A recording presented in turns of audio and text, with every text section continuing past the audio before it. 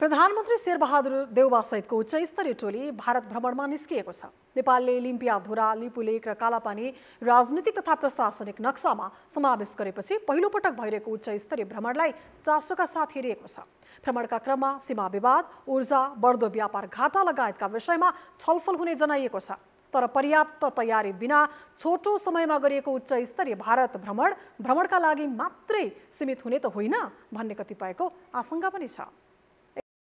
प्रधानमन्त्री शेरबहादुर देउवा 3 दिने भ्रमणका क्रममा भारतको नयाँ दिल्ली पुगेका छन्। प्रधानमन्त्री देउवाको उच्च स्तरीय टोलीमा परराष्ट्र, स्वास्थ्य, ऊर्जा र कृषि मन्त्री पनि सहभागी छन्। यो पटकको भारत भ्रमणका क्रममा सीमा विवाद, ऊर्जा, बढ्दो व्यापार घाटा तथा लगानी लगायतका विषयमा छलफल गर्ने जनाइएको छ। नेपालले लिम्पियाधुरा, लिपुलेक र कालापानी समावेश गरेर नक्सा जारी गरेसँगै दुई देश बीचको सम्बन्धमा चिसोपना आएको थियो। यस्तो अवस्थामा भइरहेको उच्च स्तरीय भ्रमणले दुई देश बीचको तिक्ततापूर्ण सम्बन्धमा आइस ब्रेक गर्ने कतिपयको बुझाइ छ। भारत भ्रमण नेपालको लागि सकारात्मक नै हुनुपर्छ, यसले आइस ब्रेक गर्न सक्नुपर्छ।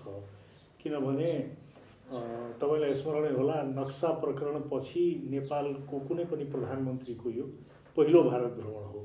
त्यसैले केही हदसम्म चिसिएको सम्बन्धलाई अहिले सामान्यीकरण गर्ने प्रयास हुनुपर्छ दुवै पक्षको तर्फबाट र मलाई लाग्छ यसमा केही न केही सकारात्मक परिणाम आउनुपर्छ। नेपाल भारतबीच लामो समयदेखि सीमा विवाद कायमी छ। दुवै पक्षबाट पटक पटक हुने भ्रमणमा सीमा विवाद तत्काल हल गर्ने भनिए पनि आजका दिनसम्म सीमा विवाद हल हुन सकेको छैन। यो पटकको भारत भ्रमणमा नेपाली पक्ष विशेष रूपमा सीमा विवादमा केन्द्रित हुनुपर्ने विज्ञको सुझाव छ। भ्रमणले प्रबुद्ध व्यक्ति समूह इपिजेले तयार पारेको प्रतिवेदन कार्यान्वयन गर्न जोड दिनुपर्नेमा उनीहरूको तर्क छ।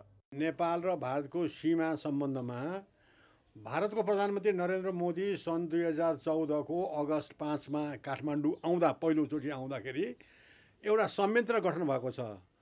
कालापानी र सुस्ताको सम्बन्धमा दुवै देशका परराष्ट्र सचिवहरूले तल्लो तहबाट प्राविधिक जानकारी लिएर प्रतिवेदन तयार गरेर आफ्नो देशमा प्रस्तुत गर्ने भन्ने थियो। त्यो संयन्त्रलाई एक्टिभेट गर्नुभयो हाम्रो अहिले प्रधानमन्त्रीले भारत जाँदाखेरि भन्दाखेरि सबभन्दा ठुलो कुरो हुन्छ।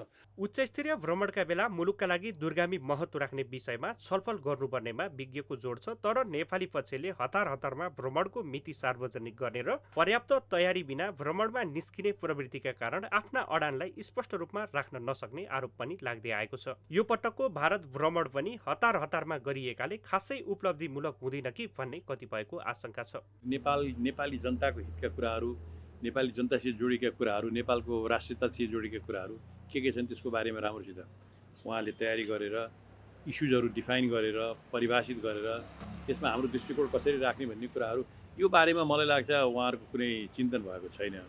यो हतारमा अब जाने भनेर भयो, गइयो जाने भनेर गइयो जाने त्यो मात्रै जस्तो लाग्छ। तैपनि अब उहाँहरूको भेटघाट हुनु राम्रो हुनु, भेटघाट हुनु, संवाद हुनु राम्रै कुरा हो। नेपाल भारतबीच सदियौंदेखि रोटीबेटीको सम्बन्ध रहँदै आएको छ। तर पछिल्लो समय नेपाली पक्षबाट बिना परामर्श सार्वजनिक गरिएको प्रशासनिक नक्सा समेतका कारण दुई देशबीचको सम्बन्धमा केही तिक्तता आएको छ। यस्तो परिदृश्यका बीच भइरहेको उच्च स्तरीय भ्रमणले दुई देशबीचका शङ्का उपशङ्कालाई चिर्ने प्रयत्न गर्नुपर्दछ। साथै नेपालको हित हुने एजेन्डाहरूलाई दर्बिलो रूपमा प्रस्तुत गर्न सक्नुपर्छ। अन्यथा यो पटकको उच्च स्तरीय भारत भ्रमण पनि भ्रमणका लागि भ्रमणमा मात्रै सीमित हुने निश्चित छ। न्युज 24 टेलिभिजनका लागि क्यामेरामा प्रभात थापाका साथमा सरोज बस्याल, काठमाडौँ।